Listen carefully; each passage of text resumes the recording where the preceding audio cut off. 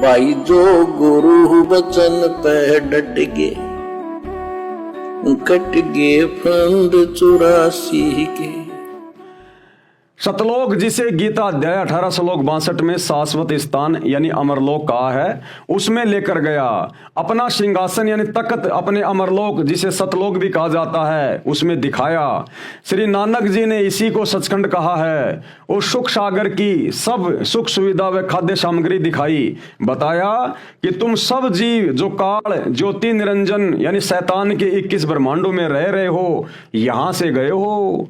तुमने गलती की थी कि तुम सब जीव नीचे के लोकों वाले मुझे छोड़कर यानी अल्लाह कबीर को छोड़कर और ज्योति निरंजन यानी शैतान काल को अल्लाह ताला के समान पूजने लगे, यानी उसे चाहने लगे। जिस कारण से मैंने यानी अल्लाह कबीर यानी सत्य पुरुष ने तुम सबको तथा ज्योति निरंजन यानी शैतान को काल को अपने सतलोक से निकाल दिया। अब देखो भाई और बहनों, आप और हम उपदेशी भाई बहनों के लिए कितना गजब का पॉइंट है।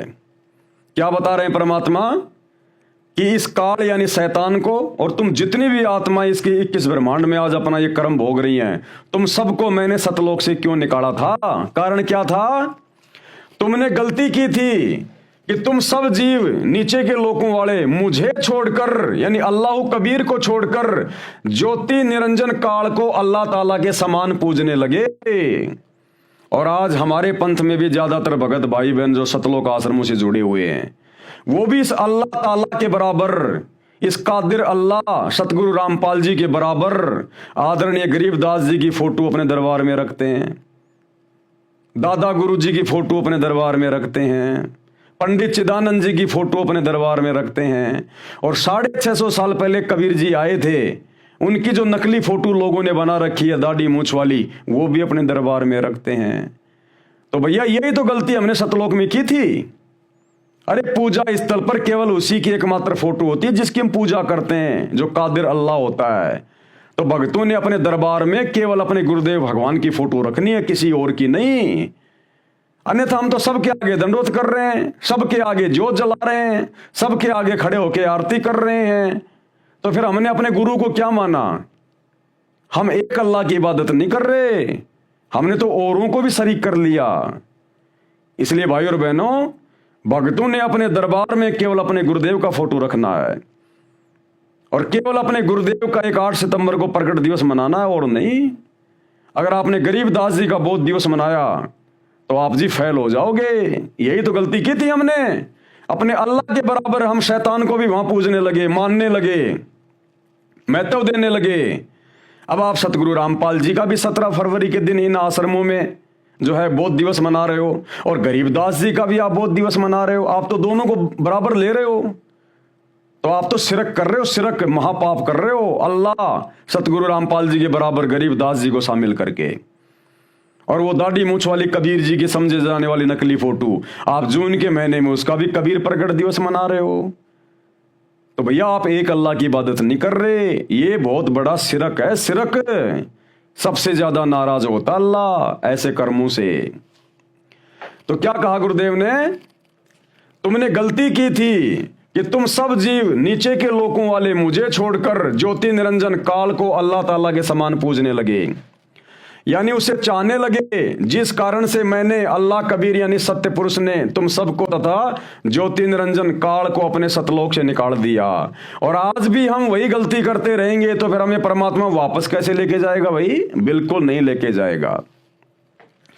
ज्योति निरंजन यानी सूक्ष्म वेद में, 5वें वेद में, कबीर सागर में और गरीबदास जी की वाणी में इस शैतान को, इस काल को ज्योति निरंजन कहा जाता है।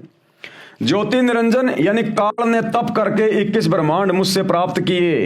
इन 21 ब्रह्मांडों सहित तुमको तथा काल को निकाला था। जब तक काल के 21 ब्रह्मांडों में रहोगे तब तक तुम सुखी नहीं हो सकते। तुम सब जीव आत्माएं मेरे यानी अल्लाह कबीर के अंश हो, मेरे बच्चे हो। तुमको काल यानी शैतान ने भ्रमित कर रखा है, चाहे हिंदू हो, चाहे मुसलमान हो, सिख हो, ईसाई हो। पूरे विश्व का जो मानव है, ऊपर के देवी देवता जितने भी ब्रह्मांडों में जीव हैं, हम सब अल्लाह कबीर के बच्चे हैं, उनके अंश हैं। और शैतान ने हम सबको भ्रमित किया और अपने अल्लाह कबीर सतगुरु रामपाल जी के सतलोक से अपने साथ यहां ले आया। मेरा भेद तुमको नहीं देता, यानी सच्ची इबादत नहीं बताता, अपने को सबका खुदा बताता है। जैसे मुसलमान धर्म के लोग इसी को अपना खुदा मान रहे हैं, शैतान को। अपने नबी व अवतार भेजकर अपनी महिमा का प्रचार करवाता है, उनको निमित्त बनाकर स्वयं चमत्कार करता है, किसी फरिश्ते के माध्यम से किसी नगरी का विनाश करवा देता है, कहीं और उपद्रव करवाकर अपने भेजे दूत यानी संदेशवाहक की महिमा करता है, ताकि जनता उसकी बातों को माने और काल की बताई इबादत यानी पूजा करके कर्म खराब कर ले और उसके काल के लोक में रहे। काल यानी ज्योति निरंजन ने सतलोक में एक कन्या के साथ, अब ये कौन थी कन्या? दुर्गा, एक कन्या के साथ बदसलूकी की थी, जो इसको तप करते देखकर तथा नेक आत्मा जानकर इस पर फिदा हुई थी। उस कारण से मैंने यानी अल्लाह कबीर ने उस कन्या को भी तथा तुम सबको तथा ज्योति निरंजन को अपने इस सुख सागर सतलोक से निकाल दिया था, ताकि तुमको सबक मिले कि एक अल्लाह की इबादत ना करके अन्य को अल्लाह का शिरक बनाकर अल्लाह के समान शक्ति वाला व सुख देने वाला मानकर इबादत करने वाले को कादिर अल्लाह पसंद नहीं करता। अरे बराबर मानने की तो बात छोड़ो, सतलोक आश्रमों से जुड़े हुए भाई बहन तो उस कागज की दाढ़ी मूछ वाली फोटो को सतगुरु रामपाल जी से भी बड़ा मान के पूज रहे हैं। सतगुरु रामपाल जी का तो जन्मदिन मनाते हैं आश्रमों में 8 सितंबर को, और दाढ़ी मूछ वाली कबीर की मुर्दा फोटो का ये प्रकट दिवस मनाते हैं।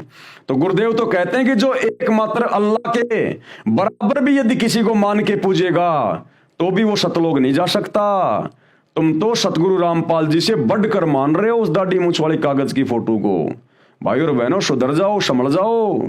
आप और हमने तो दुनिया को समझाना चाहिए और हम भी वही काम कर रहे हैं। कैसे बात बनेगी? क्या कह रहे हैं गुरुदेव? ध्यान से सुनिए, ताकि तुमको सबक मिले कि एक अल्लाह की इबादत ना करके अन्य को अल्लाह का शिरक बनाकर अल्लाह के समान शक्ति वाला व सुख देने वाला मानकर इबादत करने वालों को कादिर अल्लाह पसंद नहीं करता। ऐसी निकम्मी आत्माओं को सतगुरु रामपाल जी पसंद नहीं करते, जो उनके अलावा किसी और को भी भगवान मान के पूजते हैं। काल यानी ज्योति निरंजन ने अपने लोक में 21 ब्रह्मांडों में प्रत्येक ब्रह्मांड में सतलोक की नकल करके जन्नत यानी स्वर्ग बनाई है, जिस कारण से सब साधक यानी भगत जन भ्रम में पड़े हैं। वे इसकी जन्नत को ही सबसे सुखदाई व स्थायी स्थान मान रहे हैं। काल के लोक में रहने वालों का जन्म मृत्यु का चक्कर सदा रहेगा। मैं अल्लाह कबीर तुम सब जितनी आत्माएं काल यानी शैतान के जाल में फंसी हैं, हिंदू, मुसलमान, सिख, ईसाई, यहूदी, सिख आदि आदि सभी आत्माओं को इस महा सुखदायी सतलोक वाली जन्नत में वापस लाना चाहता हूं। इसीलिए तो आज गुरुदेव भगवान धरती पे आए हैं। ये अल्लाह कबीर बाखबर सतगुरु रामपाल जी के रूप में धरती पर आए हैं, हमें शैतान की इबादत से छुड़वाकर अपनी इबादत करवाकर वापस वो सुखदायी स्थान ओरिजिनल जन्नत सतलोक में ले जाने के लिए। इसलिए तुम अच्छी नेक आत्माओं को ऊपर लेकर आया हूं, यानी जिनको भी परमात्मा ऊपर लेकर जाते हैं ना, फिर उनको ये सारी बातें बताते हैं, तुम क्यों फंसे, कैसे तुम नीचे शैतान के जाल में फंस गए।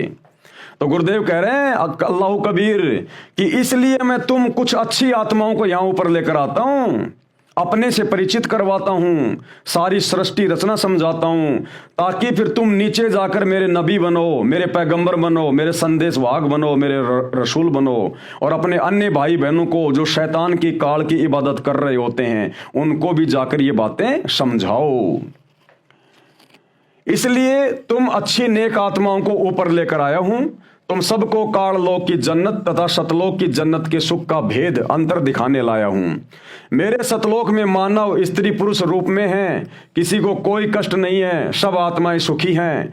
काल लोक के अंदर कोई सुखी नहीं है। वहां काल के लोक में जन्नत यानी स्वर्ग में कम और जहन्नुम यानी नरक में अधिक आत्माएं रहती हैं। फिर कुत्ते, गधे आदि पशुओं के शरीरों में भी जन्म लेते हैं, पक्षियों, जंतुओं, जल के जीवों का भी जन्म प्राप्त करके मां कष्ट उठाते हैं। अल्लाह कबीर ने उन नेक आत्माओं से कहा कि तुम अब नीचे जाओ, जो तुमने आंखों देखा है वह सब सच सच नीचे बताओ, ताकि काल के जाल में फंसे भोले मानव को विश्वास हो कि काल यानी ज्योति निरंजन समर्थ खुदा नहीं है, सुप्रीम गॉड नहीं है, अल्लाह कबीर नहीं है। वे लोगों को तुम्हारी बातों पर विश्वास करके मुझ कबीर यानी रब की इबादत जो मैंने तुम्हें बताई है, इसको करके अपने निज स्थान, अपने घर सतलोक सुख सागर में आकर सदा सुखी हो जाएं। मैंने तुमको पृथ्वी पर मानव जन्म दिया है, तुम नेक आत्माओं को चुना है, जैसे नानक जी को चुना, धर्मदास जी को, गरीबदास जी को, दादू जी को, गीसा जी को। मेरे संदेश वाहक यानी रसूल बनकर आंखों देखा हाल वर्णन करो। इतना समझाकर उन आत्माओं को अल्लाह ताला कबीर जी ने वापस धरती के ऊपर शरीर में छोड़ा। यानी जो लोग ये सवाल कर रहे थे ना कि अगर हमारे हजरत मोहम्मद अगर नबी नहीं है तो क्या है, तो परमात्मा कह रहे हैं कि जो नबी होता है ना, रियल में जो पैगंबर होता है, उसको तो अल्लाह ताला अल्लाह कबीर तुम्हारी इस नकली जन्नत से, जिसको तुम जन्नत कहते हो कि हमारा खुदा रहता है, ये शैतान, इससे बहुत ऊंची दूरी पर सतलोक में लेके जाता है, अपने ओरिजिनल जन्नत में, और वहां के सुख दिखाता है। उस जन्नत में जाने के बाद वो भगत, वो आत्माएं जब नीचे देखती हैं तो ये शैतान का लोक, इसका स्वर्ग, महास्वर्ग, इसकी जन्नत कूड़े का ढेर नजर आती है, कूड़े का ढेर बदबू मारती हुई। फिर वो आत्माएं नीचे आती हैं, फिर नीचे आकर अपने अपने समाज में अपने अपने धर्म के लोगों को समझाती हैं, प्रचार करती हैं, सबको सच्चे खुदा का नाम बताती हैं, उनकी इबादत बताती हैं। तो वो होते हैं रियल में नबी, पैगंबर, रसूल। हजरत मोहम्मद जी अल्लाह कबीर के नबी नहीं थे, वो तो शैतान के नबी थे, शैतान के। इतना समझाकर उन आत्माओं को अल्लाह ताला कबीर जी ने वापस धरती के ऊपर शरीर में छोड़ा। वे शरीर में प्रवेश हुए तथा सत्य पुरुष यानी कादिर अल्लाह के रसूल बने।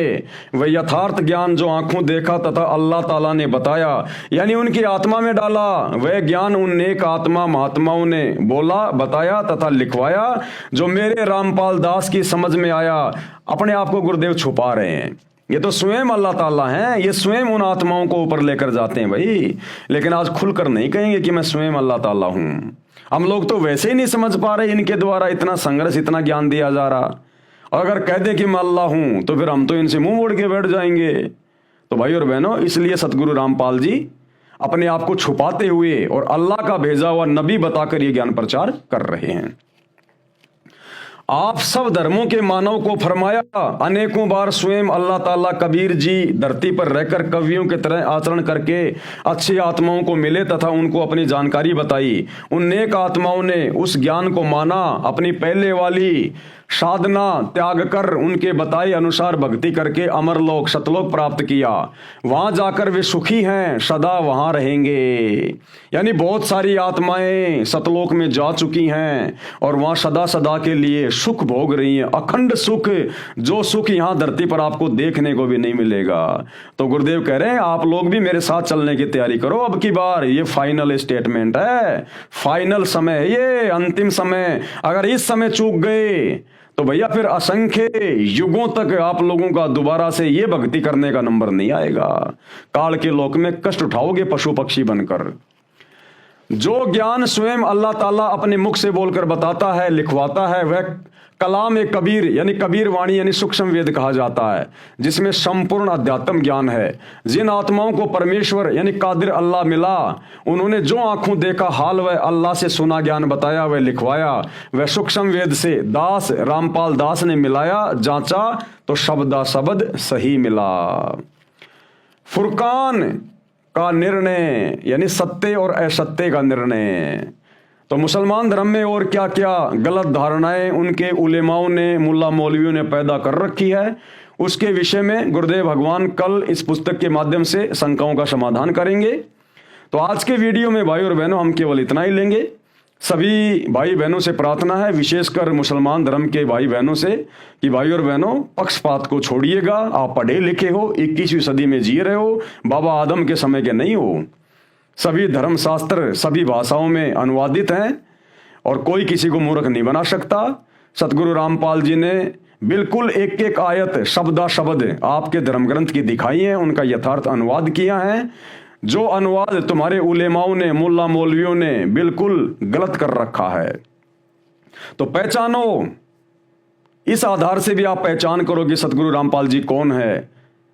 जो लीला जरूर हिंदू धर्म में एक संत रूप में आकर ये कर रहे हैं, ज्ञान प्रचार कर रहे हैं, लेकिन इन्होंने हिंदू धर्म के साथ साथ हिंदू, मुस्लिम, सिख, ईसाई जितने भी धर्म हैं उन सब की पुस्तकों का बिल्कुल रस निकाल के रख दिया कि इन धर्म की पुस्तकों का वास्तविक सार क्या है, ये पुस्तकें कहना क्या चाहती हैं सच्चे खुदा और उसकी सच्ची इबादत के बारे में। तो भाइयों और बहनों, हम सभी का पिता, हमारा बाप, हम ना कोई हिंदू है, ना मुसलमान है, ना सिख है, ना ईसाई है। ये तो शैतान ने हमें बांटना था इस समय, ताकि जब वो कादिर अल्लाह, अल्लाह कबीर, क्योंकि काल का, इस शैतान का और अल्लाह कबीर का एक एग्रीमेंट हो रखा है। जब आप सृष्टि रचना सुनोगे तब पता चलेगा। तो यही वो समय है जो निर्धारित किया हुआ था आत्माओं को सतलोक ले जाने का। तो उससे पहले शैतान ने हर प्रकार से यहां पर भक्ति को बिगाड़ना था। आप और हम आत्माओं को धर्मों में, जातियों में तरह तरह का उल्टा ज्ञान देकर फंसाना था। शो काम इसने अपना पूरा किया, लेकिन ये अल्लाह भी तो उसका बाप है शैतान का, ये भी अपना काम पूरा ही करता है और पूरा ही करेगा। जिनके समझ में आ गया वो तो अपना आत्म कल्याण करवा लेंगे, गधे, कुत्ते, सुअर की योनियों में जाकर अपने गले कटवाने से बच जाएंगे। और भाई जिनकी समझ में नहीं आएगा, जिनके या तो संस्कार कमजोर हैं या शैतान का प्रभाव ज्यादा है, जानबूझकर भी सत्य को स्वीकार नहीं करना चाहते, उसी हिंदू मुसलमानी में जन्मना और मरना चाहते हैं, तो भैया फिर वो तो शैतान की संतान है, फिर उनका कुछ नहीं बन सकता। वो तो यहाँ पर जितने उन्होंने गले काटे हैं इसी प्रकार से मुर्गे बनकर, बकरे बनकर अपने गले कटवाते रहेंगे। तो आज के वीडियो में केवल इतना ही। कल रात्रि 8 बजे सभी भाई बहन फिर से जुड़िए। तब तक गुरुदेव भगवान आप और हम सभी को, अपनी प्यारी आत्माओं को सद्बुद्धि दें और आशीर्वाद दें। बंदी छोड़ अल्लाह कबीर, सच्चे खुदा बाखबर सतगुरु रामपाल जी भगवान की जय हो।